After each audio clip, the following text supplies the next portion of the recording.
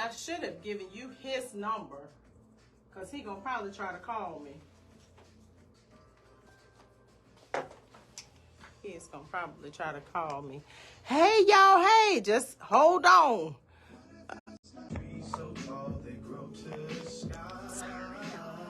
Hey, you and I could make the whole world turn from left to right. Hey, you.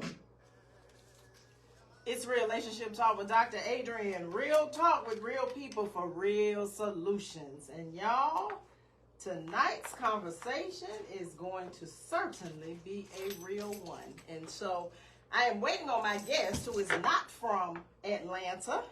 He is from the Green Bay, Wisconsin area. Because if you saw the flyer and you saw me talking about Green Bay, I said, now, I hope people understand that we're not talking about somewhere local or somewhere down here in the South. We are talking about Green Bay, Wisconsin.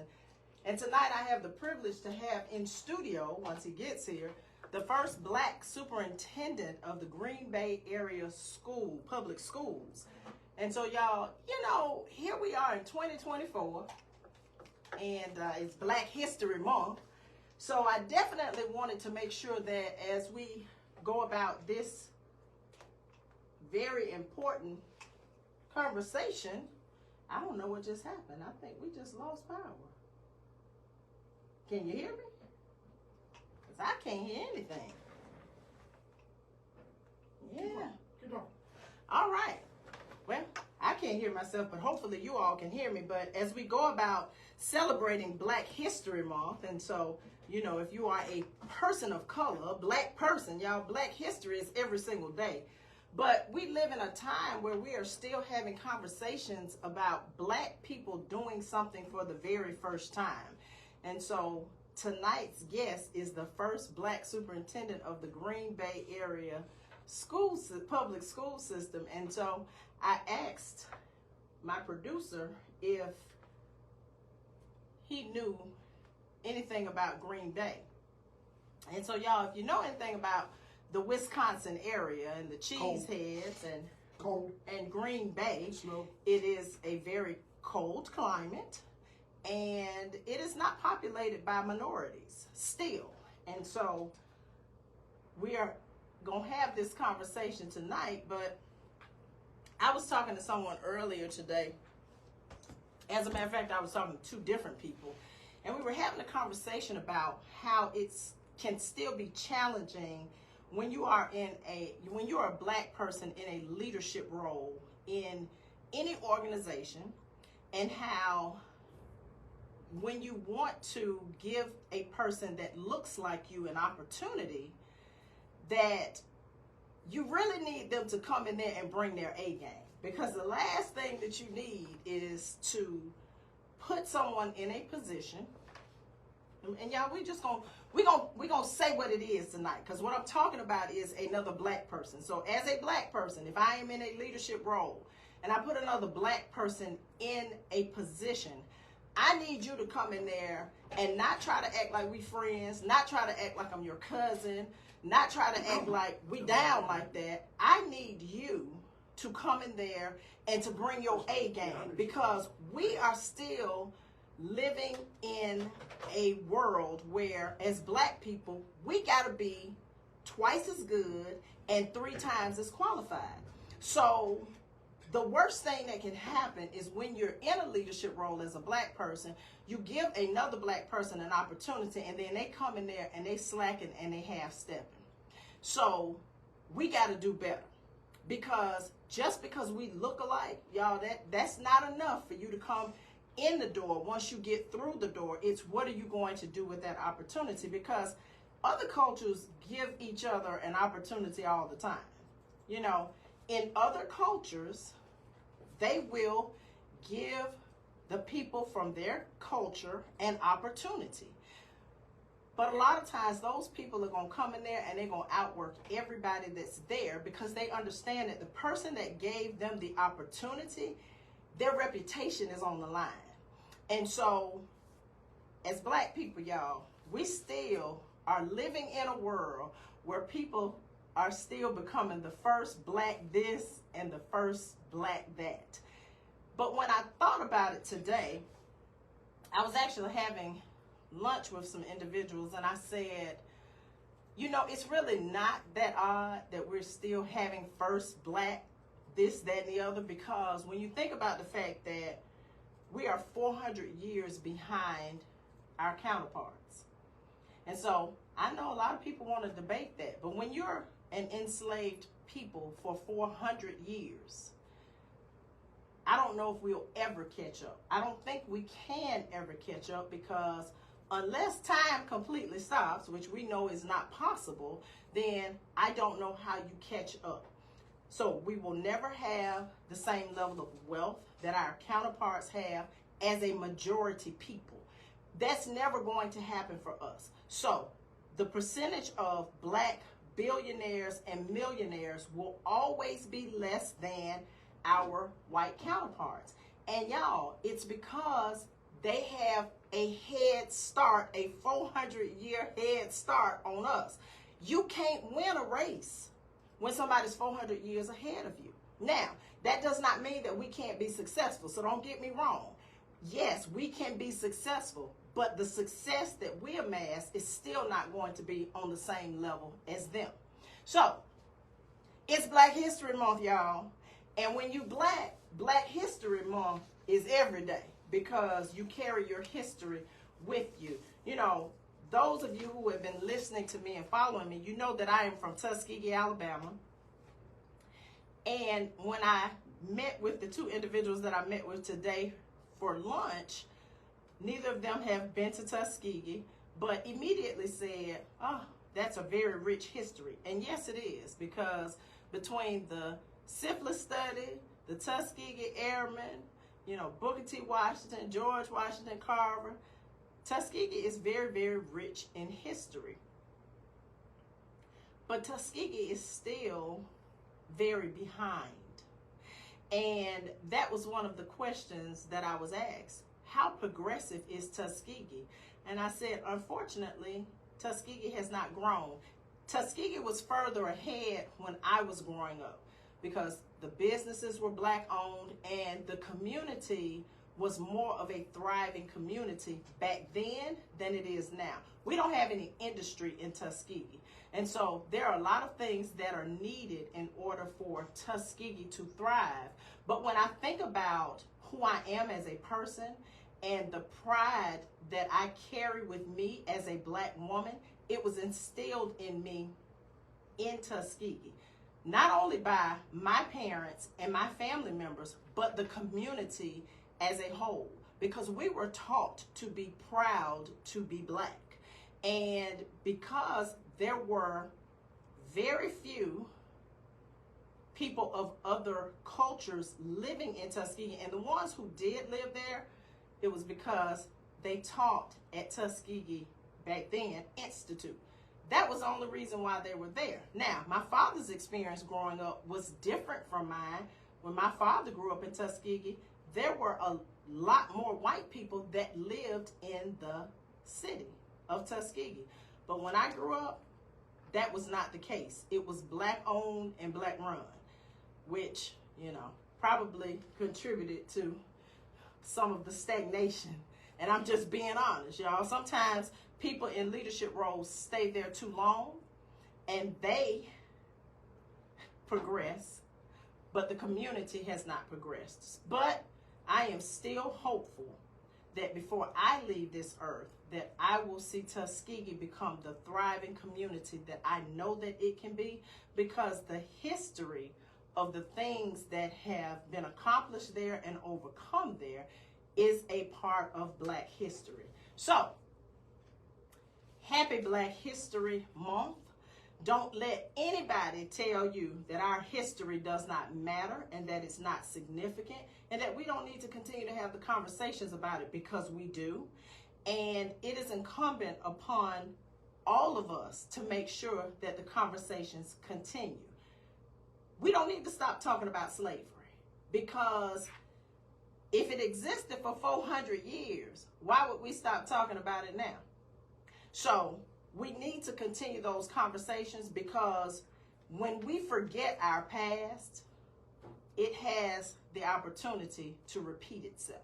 And if you look at what's going on in the political climate, y'all better wake up. We all better wake up. We better make sure that we are exercising our right to vote. We better make sure that we understand that some of the fundamental rights that have existed since the civil rights era, that there are people in political power that are trying to get those things eradicated. They're trying to take some of these basic freedoms that we have grown up with away from us. It's just like when I talked about interracial dating and I talked about the Loving versus Virginia case that was in 1967 that gave black and white people the right to be married. Y'all, 1967 is the year I was born. That was just almost 57 years ago. So we can't continue to act like somehow because you can drive a certain car, you can live in a certain neighborhood, you can send your children to private school, that we've arrived. Because we still talking about the first black this and the first black that. And so tonight's conversation is with the first black superintendent of the Green Bay area public schools. And hopefully when we come back after this break, he will be on and I will be able to hear myself because I cannot. It's Relationship Talk with Dr. Adrienne, real talk with real people for real solutions. Could you not hear the music either? Okay. It's dead. It's totally dead. I don't hear anything. Well, we had a caller already called in and said they hear you fine, so. Well, I can't hear nothing. I was like, she didn't go through the whole song. No, I can't hear nothing. News and Talk 1380, WAOK. Nothing. What is happening over here, Eric? I hear you.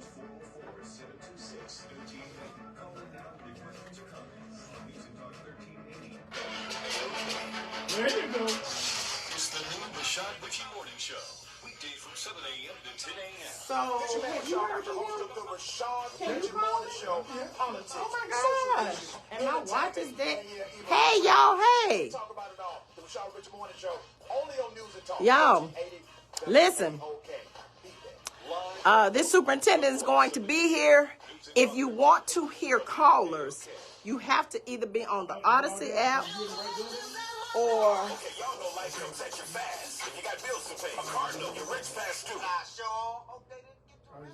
Sorry, y'all. Or on WAOK.com. If somebody calls in, that's the only way that you're going to be able to hear the caller. Look at my Tuskegee people on here. Am I right? Am I right, Cynthia Walker? Velvia, my classmate. Am I right or am I right? Okay, y'all, I got to go downstairs and get the guests. We'll be right back. Remember, he's not a caller. He's in the studio. He's what? He's in the studio. They'll never hear him. Well, but they can't hear the call. Who called? He's in the studio. You keep thinking about it. I'm talking about somebody calls in. Somebody calls in, right. But your main guest will be sitting right beside you, so don't hear him just fine.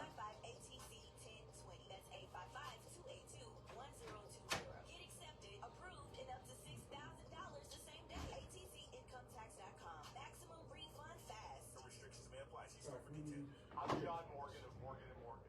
Last year, over 3 million people called Morgan & Morgan in their time of need.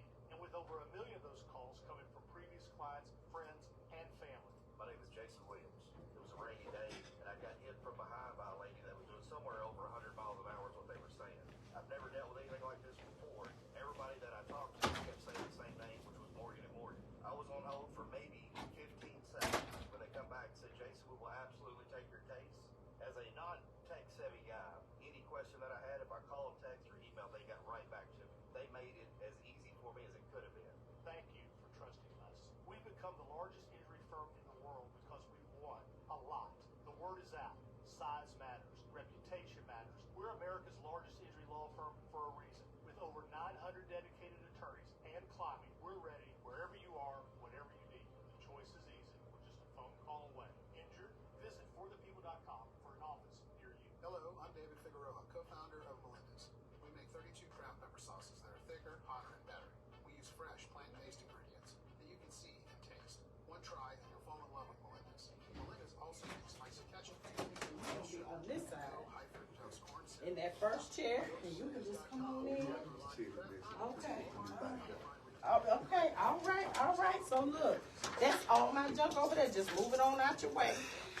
And you need anything, just breathe. Good. So you are. I've been in here talking about Tuskegee. So I always go live on Facebook because, and this is my producer Eric. How you doing that? You ain't got to stay. Oh, okay. Oh, I'm taking pictures. Oh, okay. I was gonna say you ain't got to stand now. I want you to. I'm Mr. Legal, by the way. Nice to meet you. Yeah. Are there any questions that are off limits? No. Good. Nope. Good. Let's go. Let's go for it. Good. I'm glad because this is real relationship talk with Dr. A. That's right. Real talk with real people That's for right. real solutions. So That's right. I don't do too well filtering something. Yeah. Don't filter. I won't. You ain't got look. You don't have to tell me twice. So where'd y'all end up getting soul food from? We didn't even get a chance because it was everything was we went to Sweet Georgia's Juke Joint. Yeah, but it was jam packed in there. So we ended up going to Detroit Metro Grill and just got some chicken wings. 'Cause that was the only thing that we could get into. I've never even heard of that. It was one block over. Detroit Metro Chicken Wing. Detroit Metro Grill. So was it like the food in Detroit? What? Yeah, it was just finger food. I just got finger food. Yeah. All those places I sent you. Yeah. And I think I sent you Pascal's first. Yeah. So Pascal's is where you need to go. Okay. That's where they used to have all the civil rights meetings in Atlanta. Well, the old young man, you're welcome to use those headphones. I'm good, boss. I appreciate y'all be right here enjoying them. Hopefully. Okay, I can't see Sit you. on this one. What you want me to, what you want me to do? Put them over there. Want me to switch? Well, you might need to. Okay, I can switch to this one then. Yeah, you might need to. The entire way that the place operates is just that better? to give and to care. Yes. I think it's the kind of place that Yes. not only stands as a beacon of pediatric cancer. So Now, I know you done heard this before. the world. I thought you couldn't hear one of the Uso brothers. Hey, I know oh, so you already I know you done heard that before. Listen, You look just like him. Hey, that's my cousin. Are you from? Nah, but we from the same island. The Usos. Oh, You they look just like you some more speak Russians. English. I'm like, oh. Everybody, it's crazy to because be- you look like Tua. And, Yeah. all So y'all, that's the crazy part about it. listen, Back at home, that's so everybody think I'm Mexican and native, but being in Atlanta, everybody saying, well, you Samoan, so hey. Yeah. Yeah, I'm How Samoan. about that? You gotta tell me. Shoot. I'm a bodyguard. Yeah. No, he ain't. He's my head football coach the whole 9 yards. Oh, really? At one of my high schools, yeah. Okay, how about that? Student engagement, the whole 9 yards. Everything, all Everything. of that. So when you hear the music, when we cut to music, that means we got to go to break. So if you're in the middle of a thought, just kind of hold it. Okay.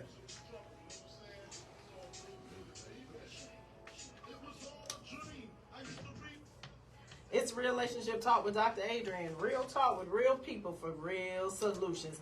Y'all, he is here. He has arrived. He has fought the traffic. And I've got with me Dr. Claude Tiller, Jr., the first black superintendent of Green Bay Area Public Schools. Now listen, I had to tell people, I'm talking about Green Bay, Wisconsin, because they may not recognize what we talking about here.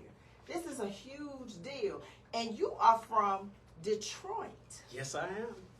Listen, it don't get much blacker than Detroit. Ooh, Chocolate City. Chocolate City. And so, and Green Bay is about as lily white as I've ever seen it. A lily on top of the lily. Lily on top of the lily. Listen, I was looking at your cabinet. Uh-huh. And I said, and I went all the way down, and I got so tickled. I won't tell you what I thought, but you can about imagine. Yeah. You can imagine what I was thinking. Absolutely. And so I thought, wow, how exciting is this, though? What's the percentage of students of color that you all have in Green Bay? Very interesting. I'm glad you asked me that. So we had 38.5. Wait a minute, hold up. Okay, I'm okay. sorry. Let me read your bio. Oh, okay, because, go right. Listen, I'm so ready to get into this conversation because I was in education for 27 years. And so we're going to talk about all kinds of stuff tonight. Let's get to it. Necessary. But let me read your bio so people know exactly who you are. All right. Dr. Claude Tiller Jr. is the superintendent of schools and learning at the Green Bay Area Public School District. He started with the district in July 2023. Ain't even been there a year yet. That's right. You're trying to get to a year. Previously, Dr. Tiller served as assistant superintendent over high school transformation with the Detroit Public Schools Community District in Detroit, Michigan. Detroit Public Schools Community District was recognized for its strong improvement in high school graduation rates for the 2021-2022 school year. Prior to his appointment as assistant superintendent in Detroit, Dr. Tiller served as school improvement grant facilitator and monitor for the School Improvement Support Unit for the State of Michigan Department of Education. In his time at the State of Michigan, he led low-performing high schools in achieving an increase in their SAT scores. Dr. Tiller received his bachelor's degree from the University of Michigan. He received his Master's of Education from Bowling Green State University in Ohio, his educational specialist from Wayne State University in Detroit, and Doctor of Education from American College of Education in Indiana. So I had to share that with the listeners so that they understand that you are certified and qualified. And certified, qualified black man. Certified, qualified black man. You know, I was saying to the audience, so I am from Tuskegee, Alabama. Okay. And I said, you know, it's Black History Month, but when you are a black person, Black history is every day. Absolutely. And one of the things that I said, because you didn't hear me make this comment, but I said that as a black person, when you are in a leadership role, you give another black person an opportunity, we got to bring our A game. We got to be twice as good and 3 times as qualified. We can't come in there acting like, oh, this my cousin, this my homeboy, this my frat brother, no, you got to come in there, you got to work your tail off, because that's a reflection of the black person that gave you an opportunity.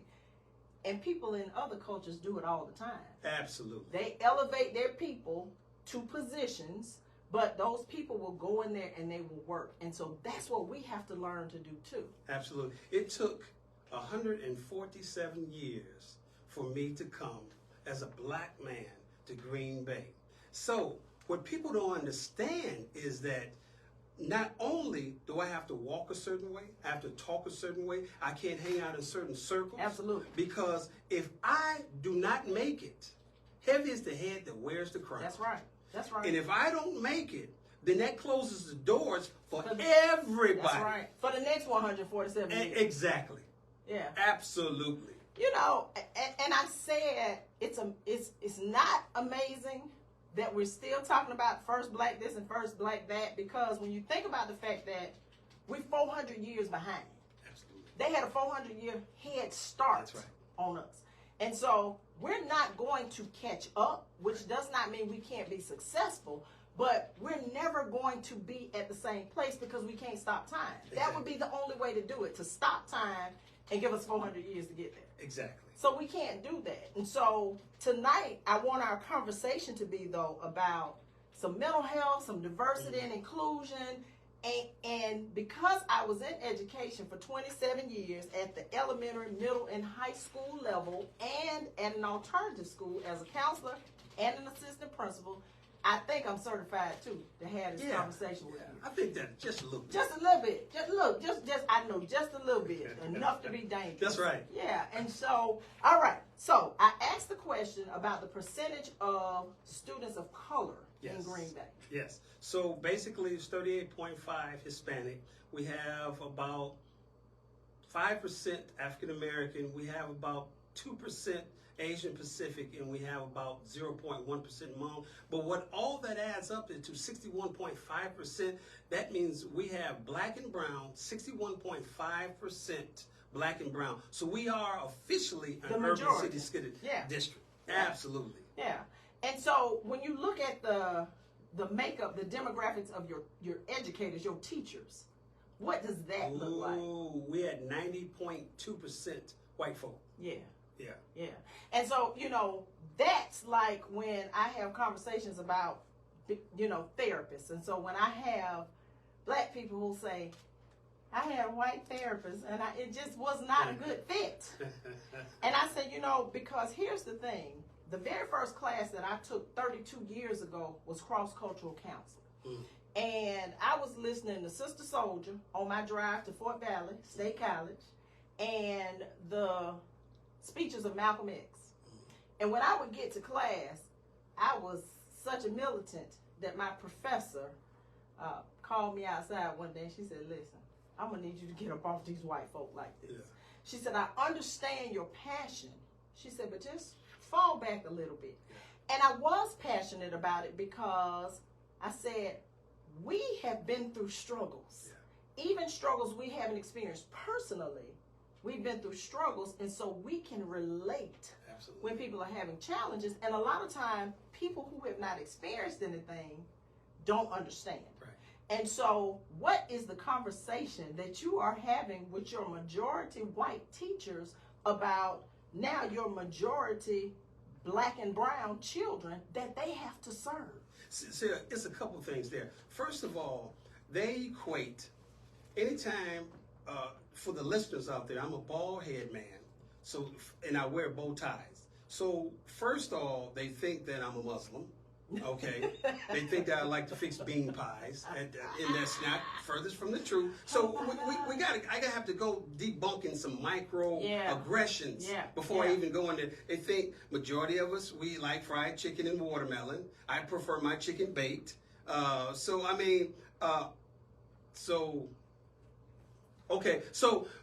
to debunk that, when we get passionate, especially a bald-head black man with a bow tie, they get my passion confused with being angry. Yes. Yeah, we're going to talk about that when you come. Yes. Listen, we're going to talk about that because I get so frustrated when people don't understand.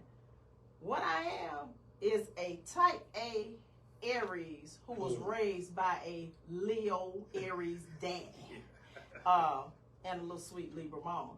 But excellence is what I was taught. Mm-hmm. So when you hear me speak, it's not aggression, it's assertiveness. And there's a difference. Absolutely. Okay, well, see, I knew this conversation was going to be so much fun. Yeah, I knew it was. If you all want to get in on this conversation, 404-726-1380.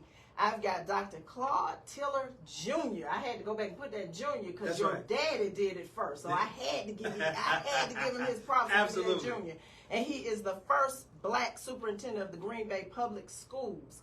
In with me tonight as my first guest for Black History. It's Relationship Talk with Dr. Adrian. Real talk with real people for real solutions. Yeah. Let me see who we got in here. Because I know some of my educator friends on here. Let me see who we got here. Oh, there's my godmom. Hey, Broderick Hall. Now, he got a story. I wish he was in here. Broderick, you want to go to Green Bay and work? He here recruiting. That's right. Listen, you went to Dubai and worked there. Doctors in. Yeah. So that is one of my friends. Okay. Yeah, APS is something else. That's all I can say. So I worked in Bibb County. I was there for 16 years. Okay. In Macon, Macon, Georgia, south of here. Home of James Brown.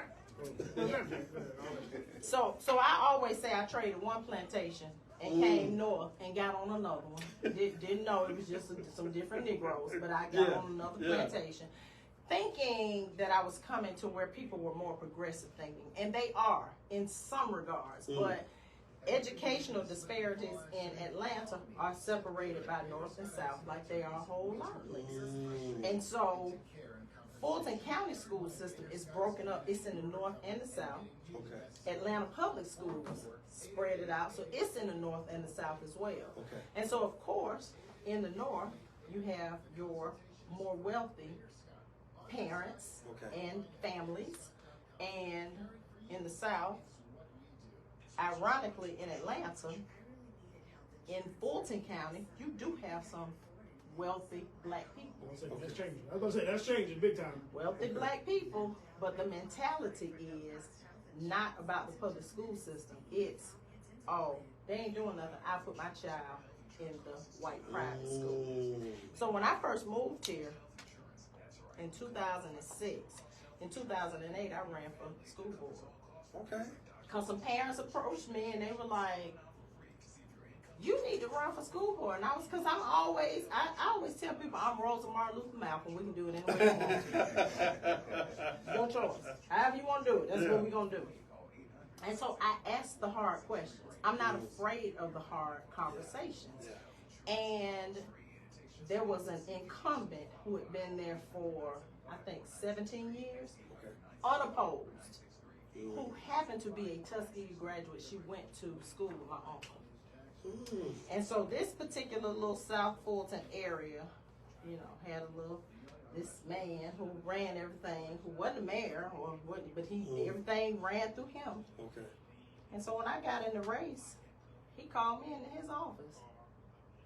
I go and I show up just as naive and, hey, yes sir, you know. He said, nobody runs for office without having a conversation with me.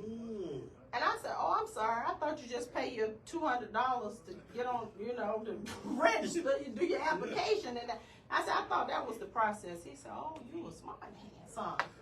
And I said, no, sir, I'm not. I'm just being honest. And so we ran that race with $1,300. She won 53% to 47%. Wow. But I had people saying things to me like, oh, man, I believe in what you're saying, but I played T-ball with her son. Really? The mentality. Yeah. So that's why I say I traded one plantation for another one. Yeah. It's a mindset. And so we still have so far to go. Oh my goodness. Oh my goodness. Let's just put that on our agenda too. Mindset. Mindset in Green Bay, black and brown folks, it's almost like stepping back in time. That was making. They don't even realize until I came along, and I have people coming up to me crying, said, don't leave, because I'm giving voice to the voiceless. That's exactly right. That's been silent forever. Yeah. Silent forever. And so now, 30 seconds. I want to understand the process of how you were selected. Yeah. Because I know you went through fire and brimstone to get there. And you had to. You had to. Yeah.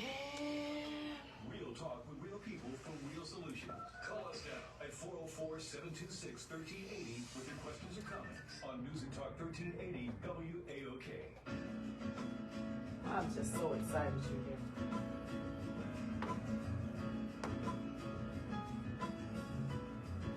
You got to know this.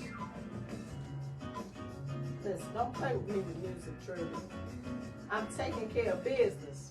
Can't you see? It's kind of, that's right. Because Doc said we got work to do. And we stand on it. Yeah, we do. It's Relationship Talk with Dr. Adrian. Real talk with real people for real solutions. And I have the privilege of being here tonight with Dr. Claude Tiller Jr., because his daddy was senior. That's right, Junior. Junior, who was the first, he is the first black superintendent of Green Bay area public schools. Y'all, we talking about in Wisconsin. It don't get much whiter than that. And so I have so many questions.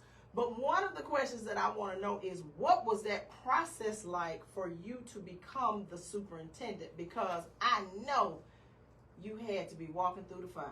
So let's talk about that process. The reason I even applied was my wife, Holly Tiller. She said, honey, apply. I said, well, first of all, no all-white board is going to choose an African-American male. She said, honey, it's time for things to change. I said, well, I don't feel like going through the process because I know I'm not going to be getting chosen. She said, please, just put in your application. So the search firm, they reached out to a friend of mine, Dr. Gray, and they said they were looking for minority candidates. I said, in Green Bay? I thought all Green Bay had was cheese and cows. Absolutely. So you could have knocked me over with a feather. So it was all by divine intervention. Yeah. So I threw my hat in the ring, and all of a sudden I got a call for a screening. So they screened me in from the search firm, and it was about 20 candidates originally, and they narrowed it down to 10, and from 10 to 5, and then those from 10 to 4, then 4 they wanted to personally meet. So they flew me in and put me up in a hotel, and I had a personal interview with them. And from that, they narrowed it down to 2. And I was against a blonde hair, blue eyes. I was going to say a white female. White female. And so when I saw the 2 finalist candidates, I just chalked it up. And I never looked at the news or anything again. And then they called me back for the finals between her, and they put us through a day in the district where we met with the media, we met with all the union. So I was there all day. They took me out to dinner, breakfast, and everything like that. So they said, we'll let you know in a week. So I just thought nothing of it. I white, blind, blue, a Barbie doll. Right. I thought she was going to get that position. So all of a sudden, the search firm said they're trying to reach you. It was a Sunday night. They said they're trying to reach you. They made a decision. I said, they can send me a letter. Those Jill John letters. I don't feel like that. He said, I think you better call them. I said, well, John, what you mean you think? He said, Claude, just call them, please. So I called them, and they said, you are our chosen candidate. Wow. And that was the process. And, that's how I get in there. Behind every successful man, every successful man is a strong woman who knows how to lay hands on you and pray for you and pray over you and to support you and encourage you and inspire you. Absolutely. Listen, I know the walk. I've watched my mother do it, and I do it personally for mine. And so, thank you, Holly Tiller, and shout out to you for having the confidence and faith and being obedient, because I know that wasn't just her. No. That wasn't her. That was God saying to her, absolutely, it's your husband's time, and I need you to push him. Absolutely. Because he going to go through some stuff, and that means you're going to have to be there. So let's talk about the stuff. Yes. Because I know, listen, I grew up, my great-grandmother, I had the privilege of knowing her. She didn't die until she was 108, but she was born a slave. Okay. My grandmama was born into slavery. And my mother went to jail with Martin Luther King in Birmingham. So I grew up listening to all of this. And then my father is a Vietnam veteran, 82nd Airborne. And so I grew up hearing about racism. But in Tuskegee, there were very few people of other cultures in the entire town, and the ones that were there taught at Tuskegee Institute. That's the only reason they were there. In my high school, there were 2 Caucasian children, brother and sister, whose dad worked on campus, and if I'm not mistaken, they did not finish from our high school because they were bringing home folk that looked like us. Guess who's coming to dinner? And so, and so then I think that they ended up transferring to Auburn High School, which is about 19 miles away. Totally different culture from Tuskegee, all white. Tuskegee, all black, Auburn, all white. And so my experience was totally different in terms of, I wasn't dealing with racism.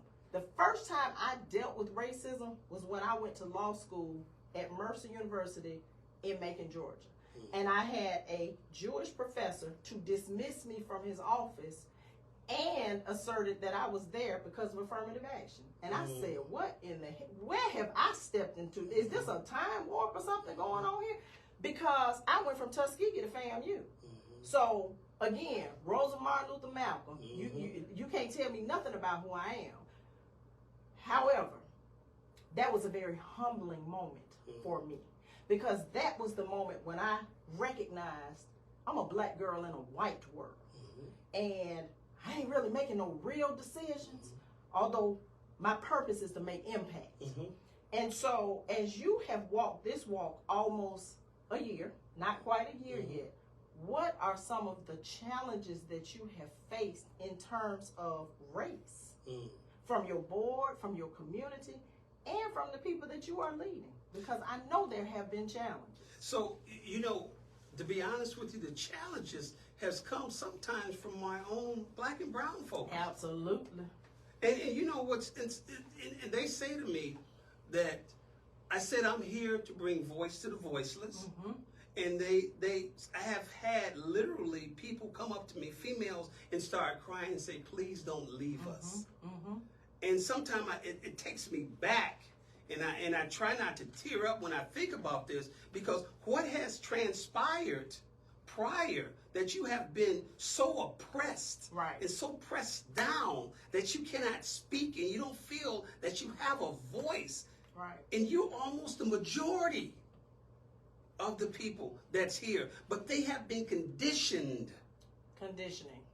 to a place to think that, okay, if you say this, then it's racism. But see, people do not understand racism protects itself by saying black folks can become racist. Racism is a power term. Absolutely. We can be prejudiced, but you can't be racist in America. That's exactly right. And that's the way it protects itself. Right. And very few people understand that.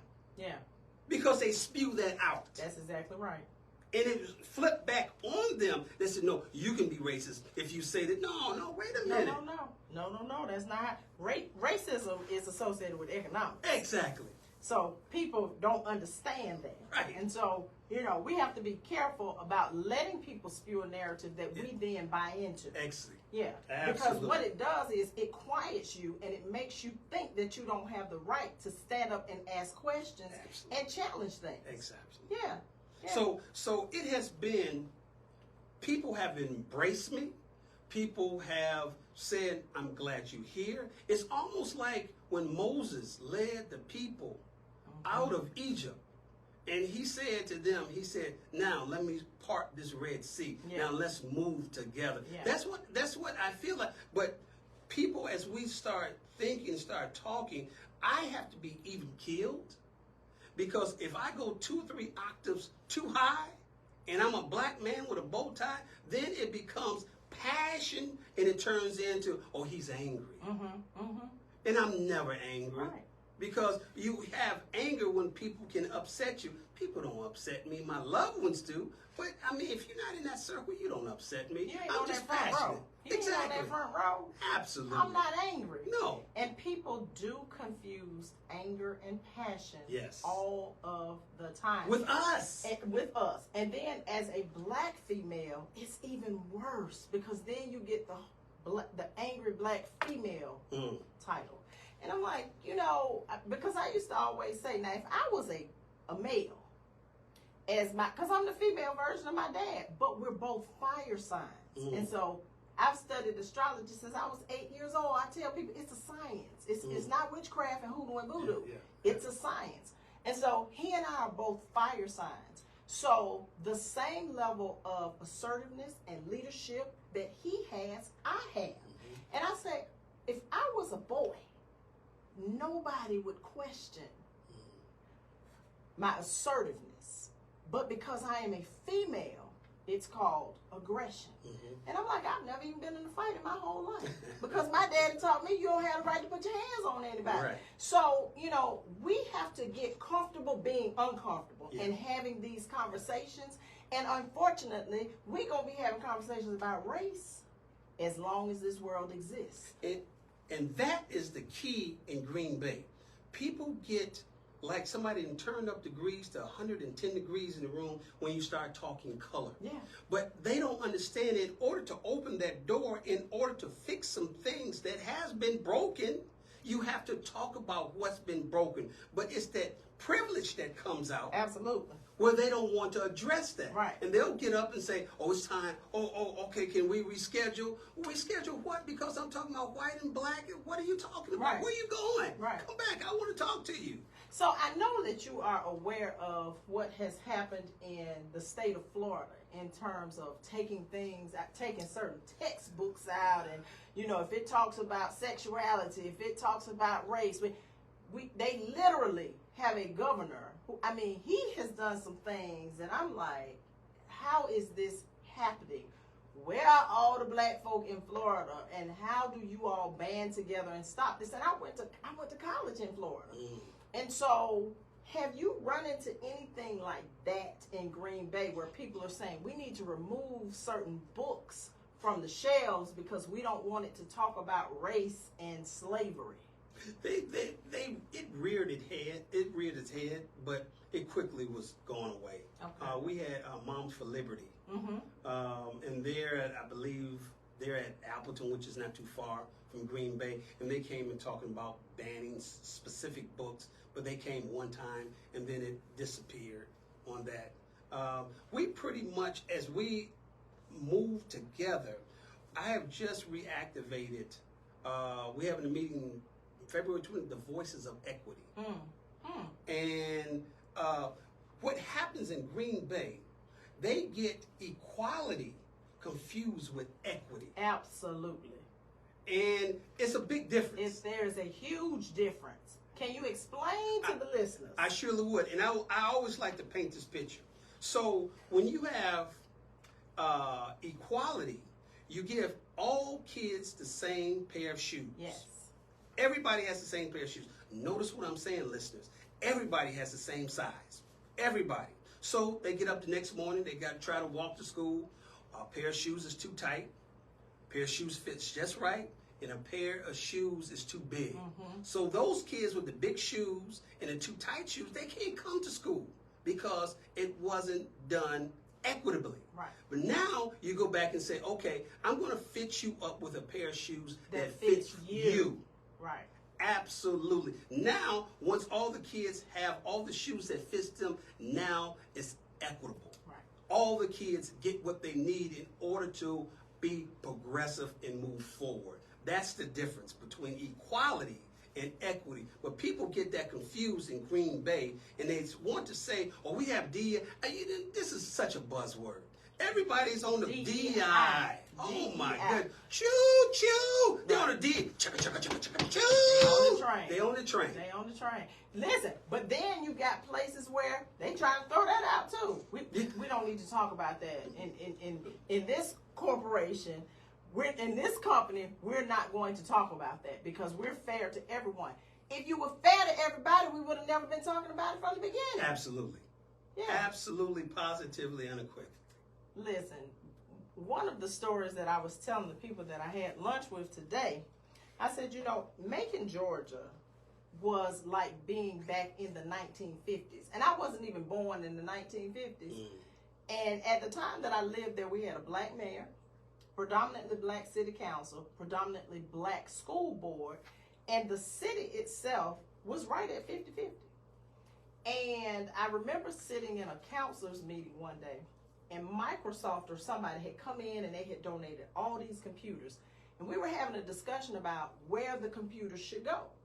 And so this older white counselor, very wealthy, raised her hand and said she felt like the students on the north side needed to get the computers because their parents would ensure that they would take care of them because they had the means and they pay for their lunch. And so I sat there and nobody said anything. And up went my hand, Rosa Martin Luther Malcolm. And I said, so do you mean to tell me that you feel like the children on the south side that look like me don't have the same right to education because their parents can't afford to pay for the peanut butter and jelly sandwiches that they eat every day? And she said, oh, no, that's not what I meant. That's not what I meant. And I said, but that's what you said. And after the meeting, I had black counselors who had been in the district for a long time. They were older than me, pulling me to the side. You're not going to ever be a principal talking like that. And I said, let me tell you something. My promotion comes from God, not man.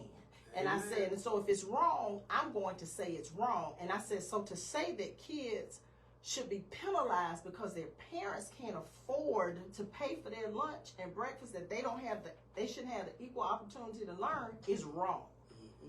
The next year I became an assistant principal. When I walked into the school, that particular white lady was at that school. She resigned the next day. Amen. I wasn't going to bother her. Right. I was going to just hold her accountable like everybody else. But her guilt is why she retired. Absolutely. Because she knew that in her statement she had been racist. And I called her on it. And I said, boy, look at God. He'll sure put you up over your enemies, won't he? Won't he do it? Make you a stepping stool. Won't he do it? Won't he? All the time. Listen, I knew this was going to be a great conversation. y'all want to get in on this conversation, you better give us a call. If you got questions for Dr. Tiller, he is here in live and in color. And I mean that literally. It's 404-726-1380. It's Real Relationship Talk with Dr. Adrian, News and Talk 1380 WAOK. Yes. Yes. Listen, when I tell you she turned so red when I walked in that door, I said, hey. Because she had retired and come back and went to that school. And then just happened to be where I was placed. WAOK. You know what's funny? It's very interesting because when you are light, demons don't like light. Absolutely. Absolutely. That's what happened. Absolutely. I'm going to let this little light of mine shine. Yeah. When I walk in places, literally, they will look for the closest exit. And they will move. Have to move. They have to They move. have to move. They have to move. Absolutely. And They have to move. people try not to say, oh, I don't believe in this, I don't Oh, I believe in do. this. Oh, I do. Those spirits are real. Oh, boy. Yeah. I had a black principal when I moved here. Superintendent Dr. Beverly Hall moved me from Douglas High School over to a school that was graduating their first high school class. And so I had the largest number of scholarship dollars in the district. She moved me over there to graduate that class of graduates. First year, you would have thought I walked on water because the principal didn't. She didn't know me, and she had to follow my lead because she hadn't had a counselor like me. That next year, but I watched her with other people. I watched her, and just evil, low down stuff. Yeah. And so that second year, my head was on the chopping block because they said she got mad because I called the entire graduating class at graduation without using name cards. And that was because when the superintendent moved me from my school, I had to get to know those babies. I had to know them inside and out. It was 86 of them. And I called all 86 of them without looking at a name card. And they were like, oh, you should have heard her sitting down there talking about you. Who does she think she is? She don't know my babies, blah, blah, blah. All this foolishness, just mess. Yeah. Then next year, she was giving me hell. But she would come to my door and she would stop. Because I would have gospel music playing. I had scriptures on the walls. Because I was like eating little pepper wings, french fries, and carrot cake. I gained 20 pounds that year. I said, because I've never been in a fight. And she gonna mess around. And one of us going to jail. And I don't look good in orange unless it's paired with green at homecoming. That ain't what I do. But she would come to my door and she would stop. She would not come across that threshold. Somebody later told me she was an atheist. And I said, why? Because I had no idea. I said, oh, so she was an unbeliever. That's why she couldn't cross my door. That's why she couldn't come in that office. Absolutely. That's why she could feel the presence of God in there. That's why she couldn't come in there. So, demonic spirits and energy is real. Oh my goodness. Oh my goodness. If you do not have and believe no way on God's green earth, I would have been in this position. I don't walk and talk the way I walk and talk until He decides to move me. That's exactly because He brought me there. That's right. You could have knocked me over with a feather. A black boy born and raised in Detroit, Michigan, on Motown, and I'm going up in Green Bay. I would have never won that bet. Right. Never on God's green earth. Right. Nobody could have ever told you that's where you were going. No, but He decided. Absolutely. It was time. But I fought Him for so many years. I said, I want to go.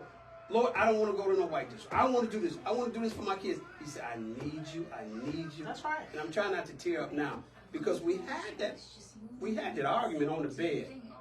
Him and I, we battled. He said, he said, I need you. Don't keep denying me or you're going to keep, I'm 55, I got it when I was 55 years old. My main goal was to be a superintendent. He said, You could have been a superintendent if you would have listened to me. If you had done what I told you to do. But you want to play? I'm gonna put you out in that wilderness, and you're gonna wander around for a while, and then I'm gonna pull you back, and then I'm gonna give you another chance, and you listen to me. And that's what I said. And when he sent Holly in my life, and I applied, he said, okay, now everybody keeps telling me, and I tell this joke. When I said I was going to Green Bay, all my friends, we was at a table, something like that. They said, man, where you going to Green Bay? Where you going to Green Bay? Ain't nothing in Green Bay. But Jesus, it's how you going to leave us? How you going? What's in Green Bay? I said, you know what's not in Green Bay? They said, what? I said, y'all monkey asses. Y'all. I said, let me get my stuff and give me my hat. And they cracked up to this very day. They said, oh, Doc, how you going to talk? I said, give me my stuff. I'm going to Green Bay because he wants me to go to Green Bay. But you know, when you say that sometimes it's us that are our worst enemies. Yeah. When I was an assistant principal, the white teachers, oh, I can't wait till you become a principal. I want to be wherever you are. I want to be wherever you are. The black ones, I got to pull you to the side and say, listen, I'm feeling some energy. Do you have a personal issue with me? Do you have a personal problem with me being here?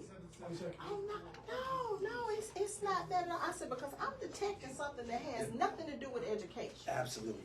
And I said, and I just have to call it what it is, and it's the relationship that sometimes black women have with each other. Blacks is general. Listen, boy, when you start saying that kind of stuff, they're like, what, did she really just say that? She really just did. Absolutely. She really just did. Yeah.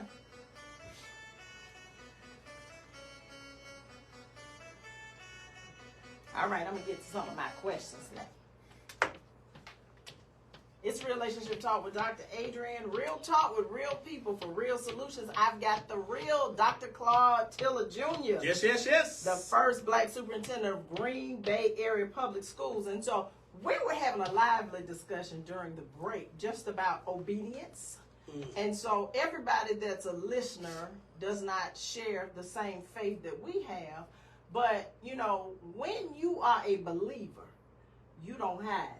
You don't, because you recognize the significance of it in your life. And so one of the things that you said is that you weren't obedient until something convicted you in that moment to say, okay, I might need to go ahead on and listen and go where it is that he's telling me to go.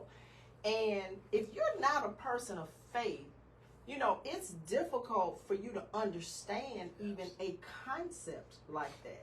So I don't know a whole lot about Green Bay, but is it a faith-filled community? Because I know that sometimes when we're having those conversations about race, and then we start talking about faith, you know, sometimes I'm looking at people and saying, oh, you a person of faith acting like this? Is that what you really are? Because you acting like you don't have any values that are associated with any form of organized spirituality at all because of the way that you're acting, just because somebody's skin doesn't look like your skin or their economics don't look like your economics. And so what does that makeup look like inside of that community? Like, do you have the support of the faith community behind you? So I'm glad you asked me that question. What people don't understand is when you have faith, where is one or two gathered, I am there also. That's right. So we seem to flock together, and we seem to gravitate together. So when I'm out and about, people will whisper in my ear, bless you. Where I tend to say it publicly, and I kind of word it a little different when I'm in the education. Right. But there's no way on God's green earth I would have been in Green Bay if I wasn't obedient, because he sent me there to give voice to the voiceless. Right. And I understand my mission of what I have to do. I have to bring equity there and not equality. Right. So let's talk about that, because how important for you is it that your students see teachers that look like them? Because you already said that 92% of the teacher population does not match the 60+% of the student base. Absolutely. And so how important is it for you that you have teachers that are indicative of the population of the students that you have? It's very important. And any Caucasian teacher worth his or her salt, weight in salt, they will say the same thing too. Because what happened is you cannot teach kids if you truly don't love what you're teaching in front of you. Absolutely. You cannot take a culture and try to homogenize them into your culture. Right. You have to go out and learn about their culture. That's why I'm down here. People don't know I'm down here on the first ever HBCU recruitment tour from Green Bay area, Wisconsin. That was my brainchild, and I worked with my collaborative team to make these. We Spelman, Clark, Morehouse. We're going to Hampton. We're going to Virginia. We're going to the Ohio circuit. We're going to Nashville, Tennessee in 2 weeks. So it's very, very important to me because when kids look up, when they're having challenges, I want them to see somebody in front of them that looks like them. Yeah. Yeah. As Malcolm would say it, you got to be careful who you have educating your children. Absolutely. Absolutely. And people will hear this conversation, and there are people out there who are going to say, but that's racist. But it's not. It's absolutely. But it's not, because we need people who understand who it is that we are. And so that's not to say that people of other races, can't feel compassion or something towards us, but in terms of assimilation, it's not possible because you ain't us, and that's just what it is. And so you have to have teachers who look like these kids, because the other piece is that it gives them something to aspire to. Absolutely. I remember the night that Vanessa Williams won Miss America. And my parents were having like a house gathering, or they were playing cards or something. And so I used to always watch all the pageants. I don't know why, because, it wasn't a whole lot of us in there, but I just liked all that pageantry. But I remember sitting in my parents' room on the floor and watching. And when they called her name, and it was she and Suzette Charles in the final three, and they called her name, I just remember screaming. Listen, Vanessa Williams didn't look anything like me, light skin with green eyes. But it was just the fact that finally, here's this black woman that is being crowned as Miss America. And so at that point, that gave hope to a whole bunch of black girls to say, you know what? I can be Miss America. President Obama, I can be president. Kamala Harris, I can be vice president. And so it is important that we have representation in front of our black and brown kids to give them something to aspire to. Absolutely. I take time out of my morning, every single morning, I go visit 2 to 3 schools before I go into the office. So not only does all kids see me as the first African-American superintendent, but my black and brown kids see me as well. Yeah. So now they can say, I can aspire to running a school district, just like Dr. Claude Tiller. And people out there, let me address this like you just did. People out there, oh, that's reverse discrimination. That's some BS. No, it's not. That is truly some BS out there. You listen to what we're saying. When you have 92.3% Caucasian teachers teaching 61.5% black and brown population, that's a disparity. Just let's look at the numbers. Just look at the data. Even if we had matched 61.5% black and brown teachers as opposed to the 67, 80, 90, the 30% Caucasian teachers, then just match the numbers. That's all that we're saying, because I have good teachers that strive to learn the culture of different populations, but you're not in that culture. When people say to me, they said, Dr. Tiller, I just did a Black History video. So they said, how do you feel about Black history? I said, it's just an explanation point, because I'm black 365, 24/7. So I don't have that option to choose the shortest month of the year. Right. To say that I'm black. Right. Because when I walk into a room, you know what color I am.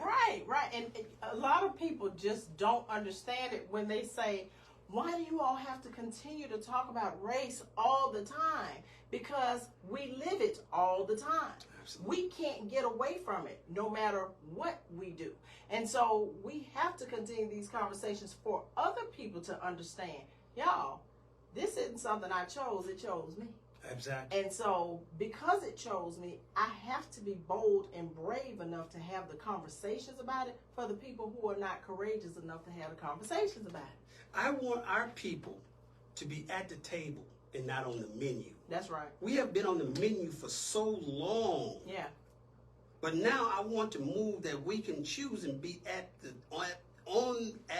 table for a change. And people keep saying, why you always bringing up color? Why you always bringing about race? Well, you have 400 plus. You had way more than that to have your privilege and not talking about that. And not talking about it at all. Exactly. We were a non-factor. Exactly. That you didn't even consider us to be human beings. Right. Like, you know, we had no privileges, no rights, no anything. Exactly. And so, yeah, we're going to have these conversations. We're going to, you know, and it's just so interesting because during the pandemic, one of the things that, you know, God gave me a vision, and, you know, now I've questioned, God, did you really give me all this? But I know he did. I just got tired.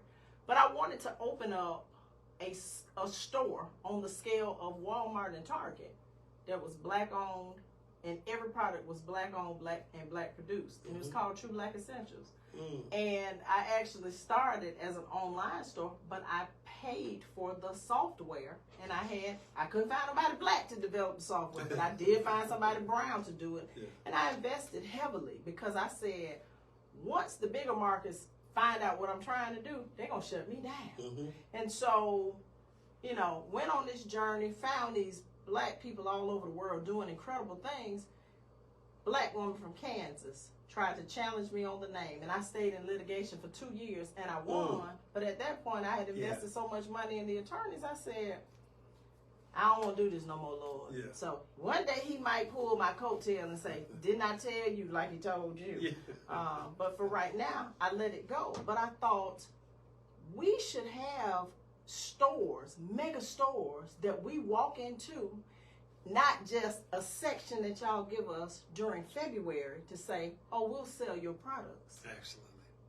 But we got to come together to make that happen. The blackest dollar only stays in the community, what, 0.5 seconds? Listen. 1 second? Listen. The shortest money, and we are the biggest consumers of hair care products. Biggest consumers. It's $1 trillion industry, and we still don't understand. Absolutely. We having a real conversation here. I've got Dr. Claude Tiller Jr. here with me. It's Relationship Talk with Dr. Adrian. Real talk with real people for real solutions. Do you need some water or anything? I'm good. Doc, we have 2 questions from you from our Twitter site. Okay. I'll do them when we get back. Okay. Oh, that's different, huh? From the Twitter site. Okay, so nobody on here has any questions. Hey, y'all. Hey, all y'all. I know y'all are enjoying this conversation. Got Samari Joy on here, who is an educator in Japan. That's one of my sorors. You want to go to Green Bay? We actually went to FAMU together, but she is an educator over in Japan. Oh, wow. Yeah, she is. Okay. Yeah. So, listen, because I thought about, you know, like some educators, like my bonus son. I was hoping he was going to come down here, but he is a single father with a, 7 and 9 maybe. Single father. He has his doctorate. He was the first person in his family to graduate high school. He's a salutatorian. He's in the FAMU. He got his bachelor's, his master's, and his doctorate. Phenomenal education. Phenomenal education. And I thought, man, those kids in Green Bay need a Dr. Derrickson. You know, something they ain't never seen before. But how you gonna get them there? It's cold. Yeah. It's Like, what kind of incentives are you so gonna give them? yeah. So you know, we're raising our money. We're trying to make the base salary 50,000 coming out. I'm starting that voice of equity because what happens is they do come, but then they leave because there's no sense of community. Absolutely. There for them. And shame on us for not embracing them and formulating a community. Yeah. This young brother in back of me, Brother Nico, he's one of the few that when I first came on board, we hugged and we dapped each other. Now his principal at the high school is coming after him. Because they say, oh, you that close to Dr. Tiller, He comes in here and speaks to you, don't speak to us. So they coming after him. So I got to move this brother somewhere else. Just to protect this young brother, this young Samoan brother. And because this wicked witch, she's leaving at the end of this year. She's moving on, but she's doing everything in her possible to get him. Yeah. And that's the kind of stuff that really happens. Yep. And people don't want to have those conversations. Absolutely. Yeah. Absolutely. The first thing they say, oh, me? Right. Well, BITCH, of course it's you. We're talking about you. Yes, we're talking about you. Absolutely. And when you get called on it, you want to start backpedaling. Yeah, exactly. But you know what you're doing. Don't hide your hand Yeah. now. So, and you know, that's the thing. I've always said education was the most political beast I had ever met. And so when people would say, don't you want to be a principal? I said, oh, absolutely not. Absolutely not. I said, I'm going to stop right here. Yeah. And they were like, well, but why? Why don't you want to be a principal? I said, because I won't have a job. Because my background is mental health. And so if little Johnny comes to school and says, Dr. A, I've been up all night because I had to take care of my little sister because my mama work at night, my daddy is in prison, and I'm sleepy, so I can't get to school until 10 o'clock. I'm going to tell little Johnny, okay, baby, then school going to start at 10 o'clock for you. So I need some teachers that's going to volunteer to do an alternative schedule. Exactly. I was always an out-of-the-box thinker, but under white superintendents in Macon, they were like, where did you come from? Exactly. I was talking about a single gender, all male middle school 30 plus years ago. And that person, the superintendent, white female, I'll never forget, she was something else. And she was like, where did you get that from? And I said, I don't know where they exist, but what I'm saying is what I recognize is that developmentally, how important it is for black males in that age range to have people who can nurture them and understand who they are developmentally, as opposed to when I have, and I said, and I have to say this, black female teachers who treat them like your man that left you. Bingo.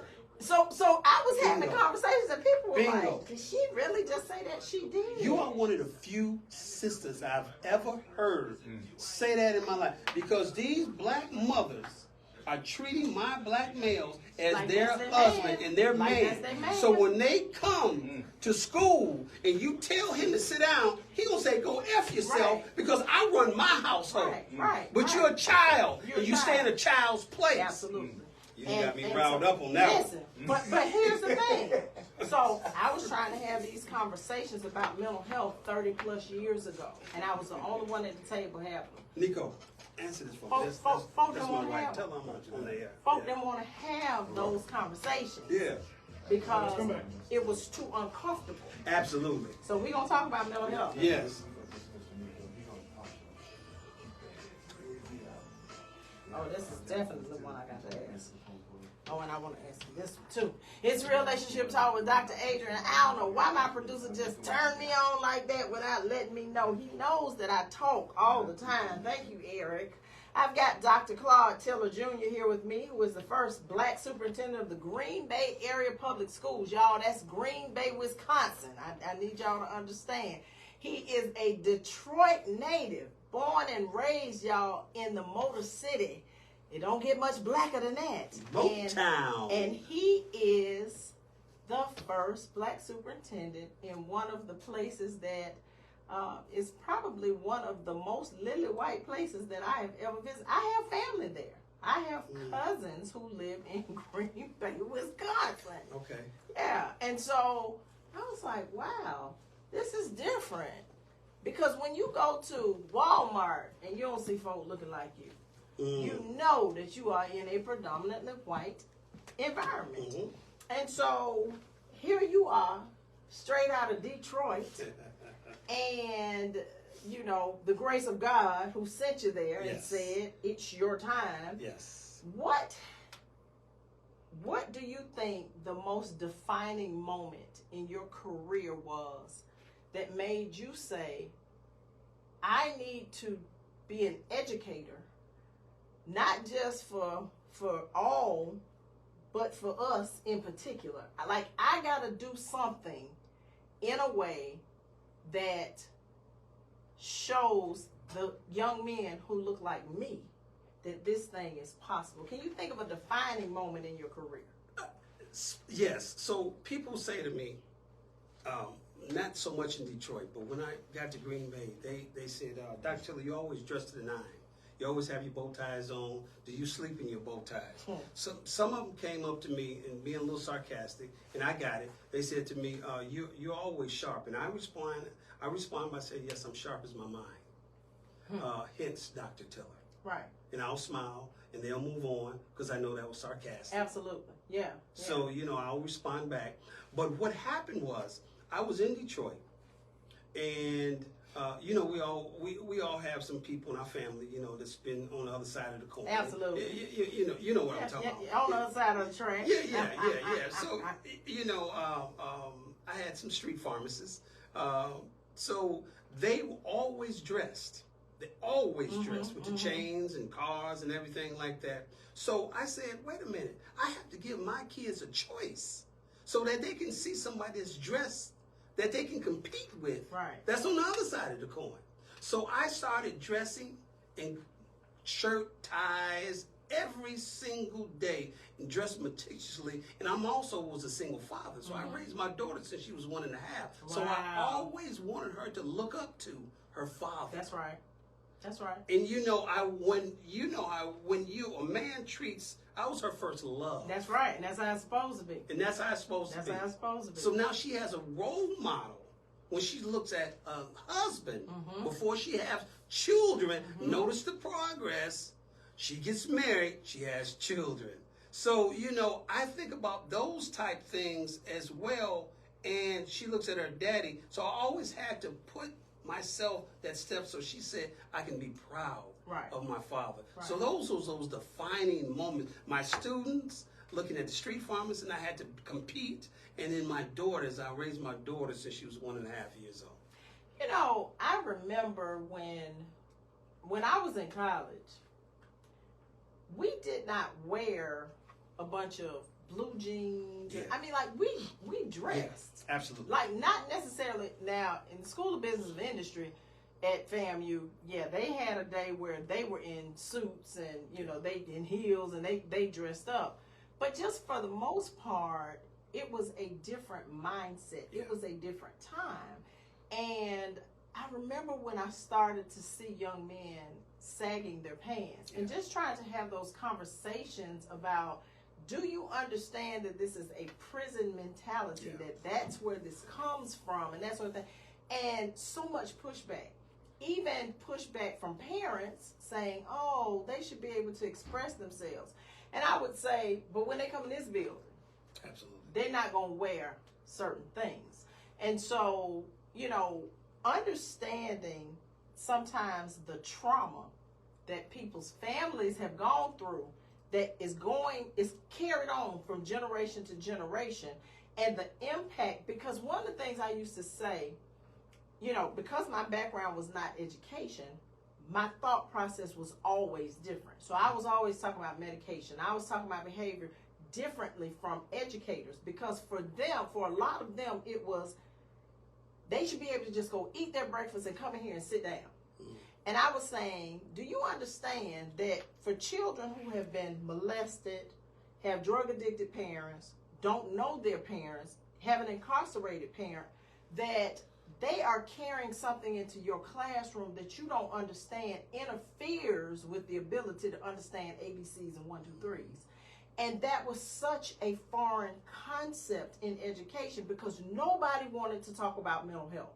And so now we've come full circle. In Atlanta, in particular, they have actual therapists inside of some of these schools because they understand now that when you are dealing with a generation of kids who were, you know, drug addicted when they were born, and so all these other traumas, now we're starting to have these uncomfortable conversations, but necessary, about the impact of mental health and education, because they go hand in hand.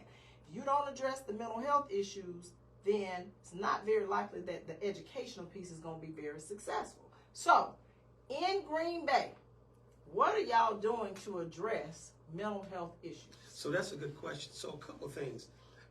All that build up to then we hit COVID. COVID has sent us back so many years with SEL. We typically, we would need a therapist in every single school. Yeah.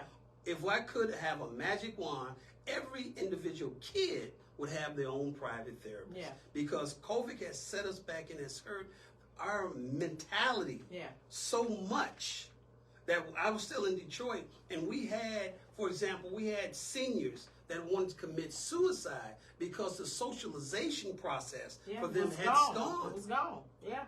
And people don't understand that typically we are black and brown people are social people. Yeah.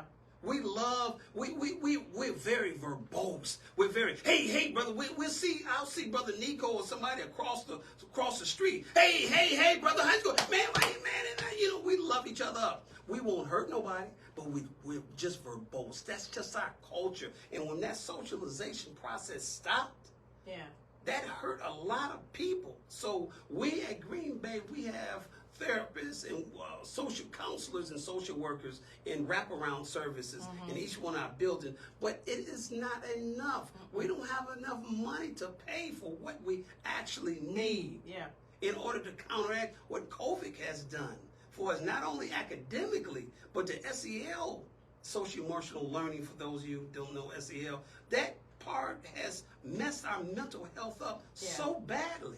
Yeah. And, you know, and there's still a lot of stigma associated with just having conversations about mental health and mental well-being. You know, during the pandemic, there was so many couples that I was dealing with who were discovering that they didn't like each other. They didn't like each other because they had not had to spend that much time with one another. And so having to change your routines, and, you know, there was an added level of stress and anxiety that was placed on everybody because this was something that we had never seen before and that they didn't have an answer to. And the person that was in the leadership role at the time was not being responsive to. And so, you know, we are still dealing with the fallout of all of that. And Doc, I'm laughing over here because my wife and I, I tell people this, we survived out of COVID because her desk was right across a stone's throw. We shared the same office space during COVID. And how we laughed and survived so much because we were friends. Yeah. We went out, we go on dates, and we love each other prior to COVID hitting. Right. And if you do it opposite, then you have a challenge. Listen, I work with couples all the time. They come to me with a broken foundation. And I said, see, y'all fell in like, love, and lust. And so your foundation was raggedy from the beginning. You coming in here with it held up by tape and glue, and you want me to, we got to tear that one down and start all over again. You've got to build a healthy foundation in order to have healthy relationships. Absolutely. Yeah. Absolutely. Listen, somebody might say, well, y'all veered off course. No, we didn't, because this is Relationship Talk with Dr. Adrian. So everything is relationship-based, and so we have to have those conversations. How are you being received by your cabinet? Because I told you off air that I went onto the website and I looked at your cabinet, and you're the only one that looked like you. And so I said, boy, I know your cabinet meetings are interesting. So let me describe when I came on board. I'm not a meeting person. I'm an action person. I do things proactive instead of reactive. Yeah. So they was having cabinet meetings weekly, and some of the same things start to rehash. So I said we're going to move to every other week with cabinet meetings, and then we was having executive cabinet meetings, and we went into cabinet meetings, and they talked about the same thing in a few that was executive cabinet meeting. So it was a meeting to have a meeting about a meeting. Meeting to I tell people all the time, I can't stand meeting to meet. Yeah. Don't call me to meet. If we don't have a purpose for meeting, I'm not going to be there. Absolutely. Another one of my things that I want to make sure to let the principals, the teachers, and the students know how much we cared about them. So I told all the directors, well, my cabinet, I should make sure you tell all your directors, all the meetings will not be held in central office. Those directors will go out to the buildings to meet the principals, to meet the assistant principals at their level. Why would you pull somebody? Now, this gets my britches in a bunch. Why would you pull a principal or assistant principal out of the building, and they are the foot soldiers that's getting things done? Right. And the kids, you know how the kids know. Psst, psst, So Doc Adrian's out the building. She gone. She gone out the building. Right. It's like rapid. We're going to do this. Yeah, meet me on the back steps. We know all that. So I told everybody, you go and meet them. Unless you have some major professional development, 30 or 40 people where you need to meet in something, go out to them. And I lead by example. Right. I go out to them. And so that's how my cabinet has received. My cabinet has been excellent.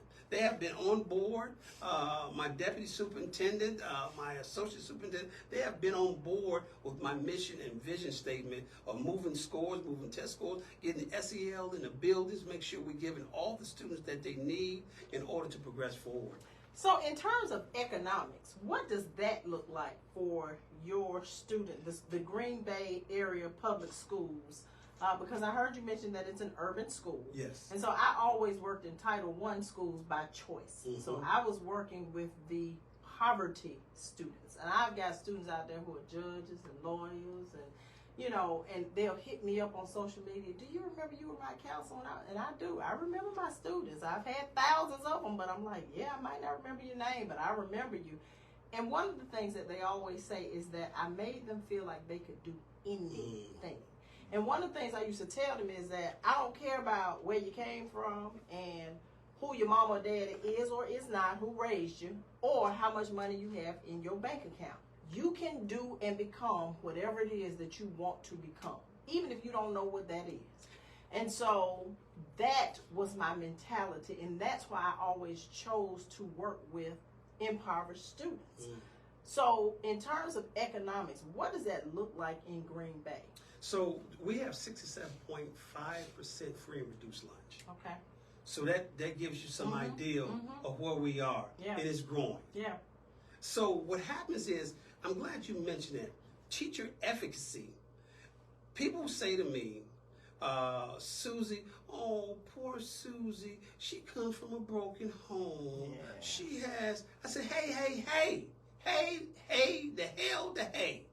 Listen, broken crayons still color. Right, that's exactly right. Get in there and teach the kids. Don't pity them. Don't, actually. I told somebody that today. I said, you don't have to pity somebody. Absolutely. You don't have to feel sorry for their situation and their circumstances. Right. What you have to do is to motivate them to do something other than that. Absolutely. And to know that they have other options. Absolutely. Yeah. I said, teach the kids, teach the students as they come to you. That's I didn't right. ask you to teach their home. Teach them and elevate them. Right. They should know something more when they cross your threshold than they did prior, or you're not doing what you're doing and you need to do it. So that teacher efficacy is very high. We got to set the bar high. I have never in my career, and I've worked in nothing but urban districts, and I have worked in nothing but gang-invested, violent institutions. I have never, ever not set the bar, and my students have leaped over that bar. That's never. Exactly right. That's 100% of the time. Because if you have the expectations, absolutely, then, you know, for a lot of these students, this is the first time they are hearing anybody tell them they can do something. Yes. Because what they're used to hearing is that what you can't do. Right. Because of where you came from. Right. And because of who your people are. And so that's even the broken adults that I deal with from the couch. And so I'm like, at some point, you got to be able to tell yourself, despite what everybody else said you couldn't do, that you actually can do and that you will do, and then you just got to do. Yeah. And so, but for so many people, you know, that don't look like us, there is this sorrow that you have for the children who are in front of you, and you can't see past their circumstances in order to meet them where they are and elevate them to somewhere else. Yeah. It is easier, I tell my teaching staff, it is easier to build strong children than it is to fix broken men. All the time.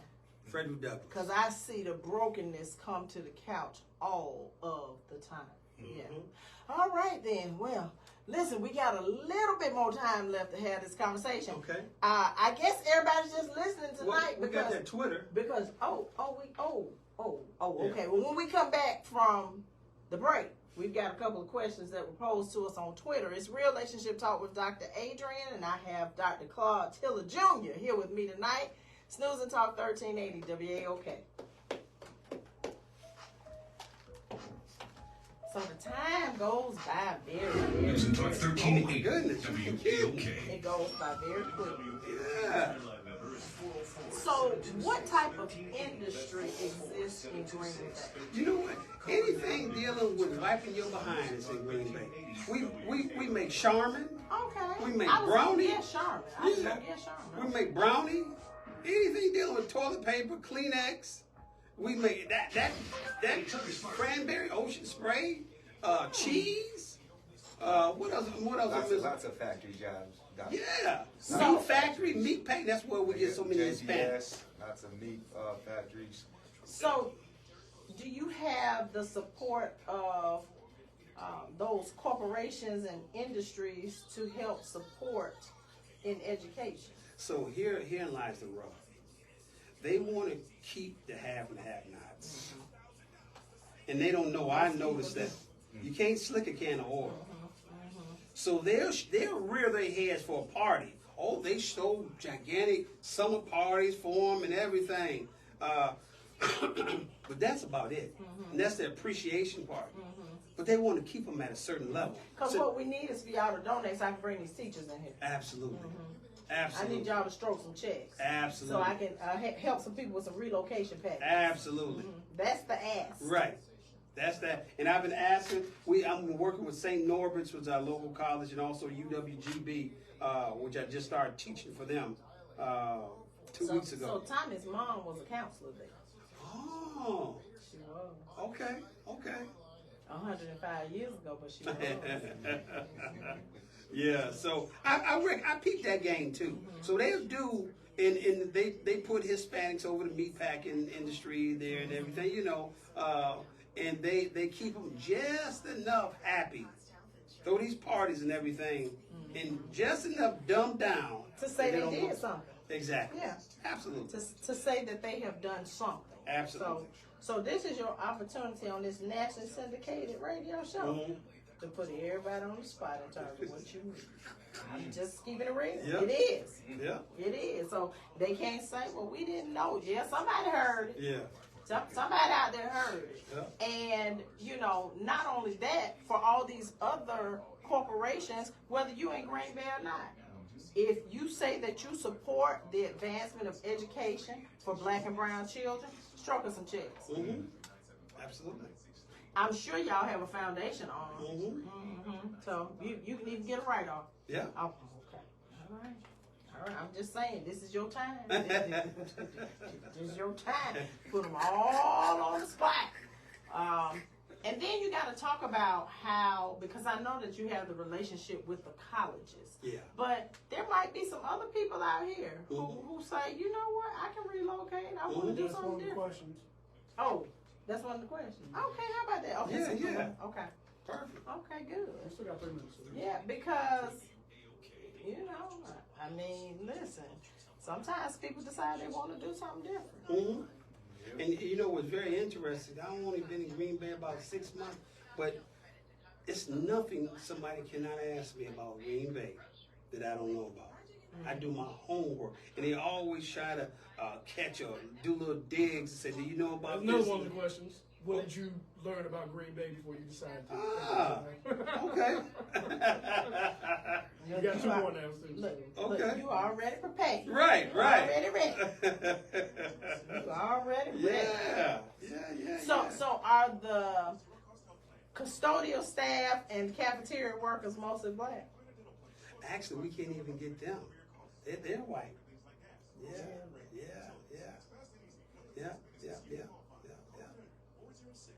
Well, you're there for a reason, Exactly. Moses. You gotta lock in. You're there for a reason, Moses. So how is the football team? Is there only one high school? No, there's 4. Oh, wow. There's 4. There's 4 back. Yeah, we got about 19,000 kids. Oh, wow. Okay. Yeah, it's pretty so nice size medium district. Yeah. So how are the football teams? So just to throw you some numbers, we got time. The coach before me only had 40 plays average. I signed up 108. Okay. When recruiting, I'm all about respect, discipline, integrity, and I'm all about the little wins. Okay. Except the big wins will come when we can win at our homes, community, and in school. Right. So my whole goal with the football team is changing their mindset of how they see school, redefine their purpose. So what positions did you play? I played linebacker, Where? quarterback. That's why I played in North Dakota. Okay. And South Madison State University. Okay. And then I transferred to University of Wisconsin Whitewater, played there. And then I finished my school at St. Louis. Okay. Private college. With about like 9 black kids and myself. And truthfully, honestly, I went there to prove them because it was all white college. I went there to prove them that color folks were like that. And play. Yeah, all they got to do is look around. So you didn't have aspirations to go to the league? I did, miss. Got a lot of things I did. I began my first cousin play here at college. I got here. Oh, really? Okay. All right. It's Relationship Talk with Dr. Adrian. Real talk with real people for real solutions. And let me tell you something. If this is your first time listening to me on a Tuesday night, it don't get more real than this.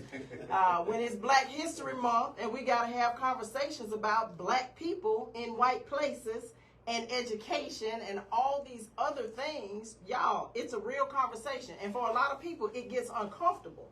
But tonight, our goal was to make sure that we were addressing what was necessary for this conversation to move it forward. Amen. And so, a couple of questions for you. So, I want to know, in terms of having those conversations, because you already mentioned that a lot of times you're met with, you always want to talk about race, you always want to talk about race, you always want to talk about race.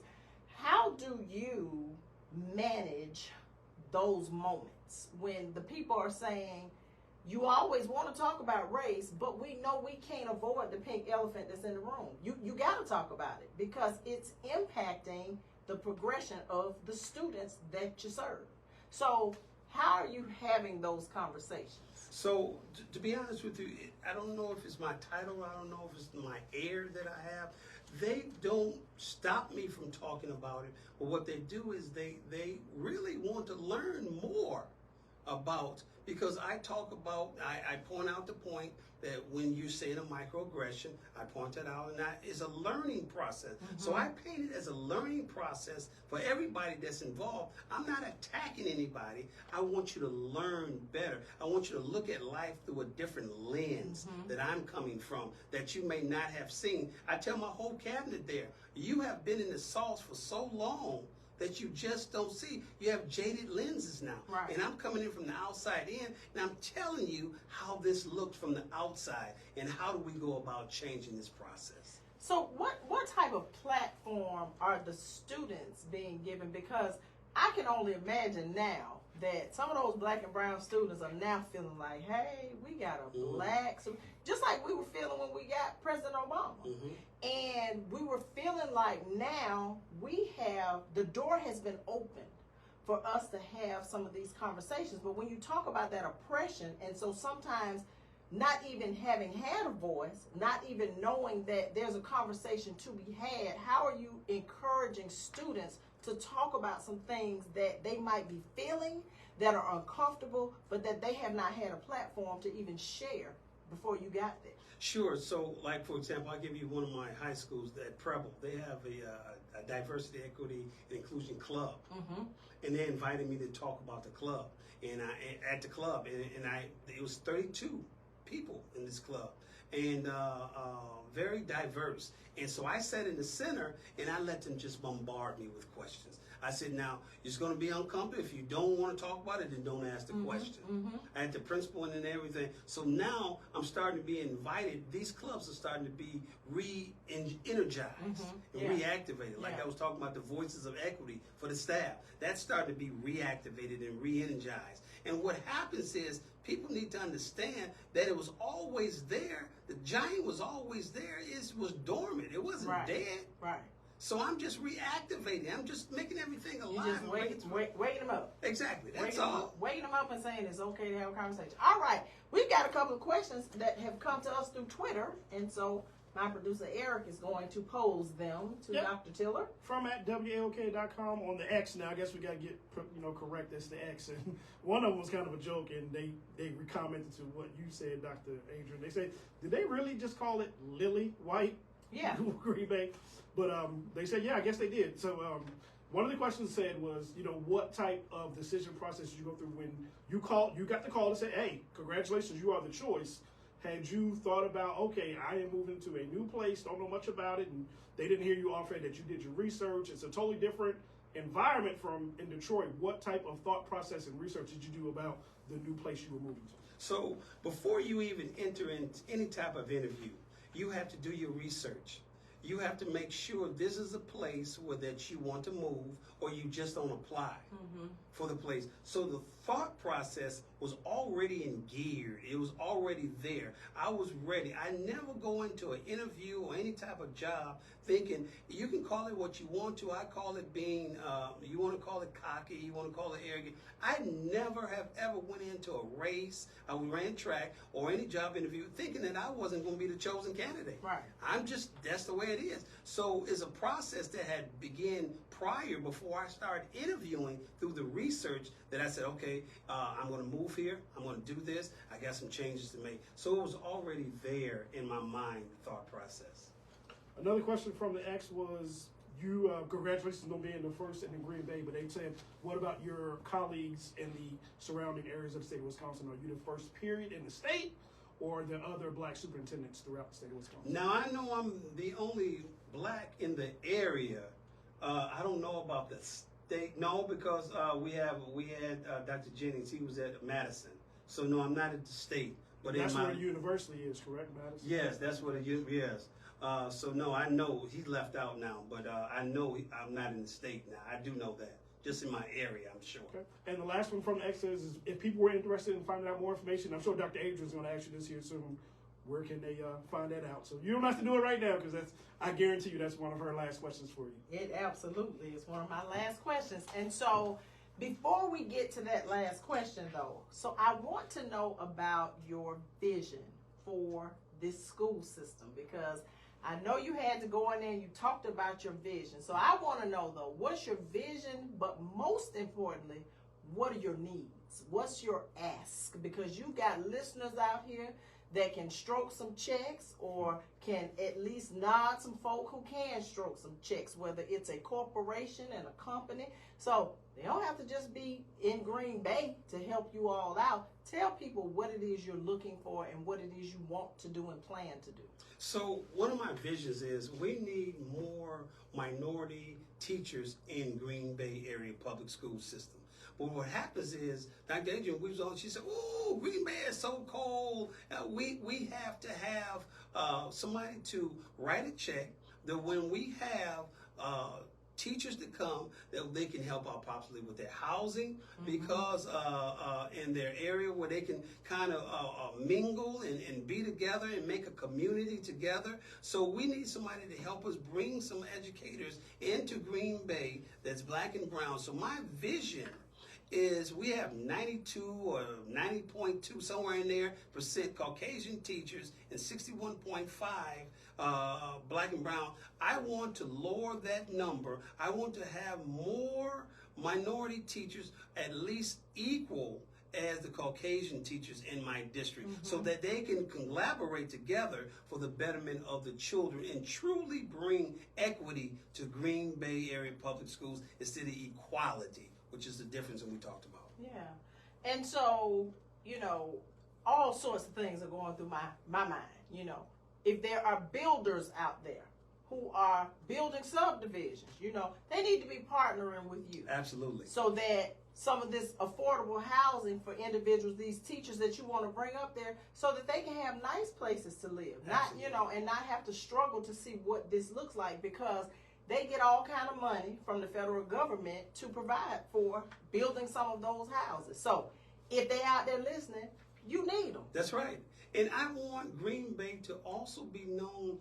We already known for the Green Bay Packers. Right. And in fact, one of the first, I tell people this funny joke. I got there in June 1st, and I was walking down the street, and I had on my Chucks, and I had on my vest. And so they thought I was either when you're in Green Bay, if you're black, you're a Green Bay Packer. Right. So they said, what position? Right. Do you play? I said, you know, I play the position of education. I am Dr. Claude John Tiller, Jr., your new superintendent. Oh my! Oh my! So we also need to be known for education as well. Absolutely. Absolutely. Yes. Well, let me just tell you this. I am so excited that you accepted the invitation. Shout out to my cousin Tommy for helping to facilitate this. He told me he was going to be listening tonight, but he needs to be listening every Tuesday and Wednesday night, not just tonight, but I certainly do appreciate him. So how can individuals who are interested apply, contact you, and say, listen, yeah, I'm interested. I will come to Green Bay as an educator. You can go on our website at greenbaypublicschools.org, and we're there. In fact, the very first page is how to recruit and how to go about finding us. That's what I'm going to give you my email address personally. Is www.ctiller@gbaps.org. That's my personal email address. Reach out to me, and I will walk you through the process myself personally. And we have over 19,000 kids, but I will take time out if you want to come to Green Bay, and believe you me, we want you to come to Green Bay Area Public Schools. And there are not a lot of superintendents who are going to say, reach out to me personally. So this is certainly somebody who is invested in his school system. Absolutely. Who wants to see individuals who want to be there, because that's, you know, that is key. When you want to be somewhere, yes, as opposed to being told you got to be somewhere, right, you do work differently. Absolutely. So you didn't necessarily want to be there, but God sent you there. Absolutely. You accepted the assignment, and now you recognize that you are exactly where you are supposed to be. At this place, in this particular time, in this season. That is exactly where I'm, and I will stay. People ask me, how long will you stay? I will stay in this season until the Lord has deemed that I have completed my task in Green Bay Area Public Schools. Right. So they don't have to worry about you trying to jet up out of there. Right. Absolutely. And, you know, because a lot of times people think that things are a stepping stone. But when you are a person of faith, you understand that your steps are ordered by God. So where you go comes from Him. It doesn't even come from you. So it's not about your plan. It's about His plan for your life. Absolutely. Yeah. So I appreciate you. Now listen, I always tell people, now when you come the first time, you're a guest. But you leave here as family. Right. And so anytime you are in the Atlanta area, you can always come on Relationship Talk with Dr. Adrian or The Mental Space with Dr. Adrian, which airs on Wednesdays from 7 to 9 p.m. You always got a platform here. All you got to do is let me know. And if we're not live those nights, we can always come in here and tape whatever it is that you need to get out there to the world. And I want to say Atlanta and Dr. Adrian, and it has been such a warm and welcoming. All Morehouse, Clark, Atlanta, Spelman, it has been above and beyond warm and welcome. I have hugged so many people and shook so many people's hands, and it's been a great experience. And I'm sorry that we have to go back, but now we will take this energy, we will take this love, we will take this caring, and we will take it to Green Bay, and we will show and talk about this show and you for the rest of our lives. Well, I appreciate you, and again, for kicking off Black History Month for me. It's the first Black superintendent of the Green Bay Public Schools, and I am just excited and humbled that you answered the request. So thank you so much. I appreciate all of you for listening tonight and every Tuesday night to Relationship Talk with Dr. Adrian. But don't forget, tomorrow it's the Mental Space with Dr. Adrian. And have I got a topic for y'all and some guests for y'all? We talking all things sex, what men want and what women really, really want. So if you want to get in on that conversation, but when I tell y'all my guests are off the chain, they are no holds barred. We talking about all, we trying to get y'all ready for next week for Valentine's Day. It's News and Talk 1380 WAOK, and I am Dr. Adrian. Thank you, Eric. And just like that. I always forget I'm live over here. All right, y'all. Good night. Samari Joy, if you want to... somebody had a question. That's my godmother. New York, its public schools were more political than the Pentagon. One doesn't have to be... I don't know what she's saying. Oh, my cousin said, is who a superintendent? Oh, Lord, they over here having a whole family reunion. Can y'all do that offline somewhere? They talking about, oh, my God, y'all are so funny. All right, love y'all. Good night.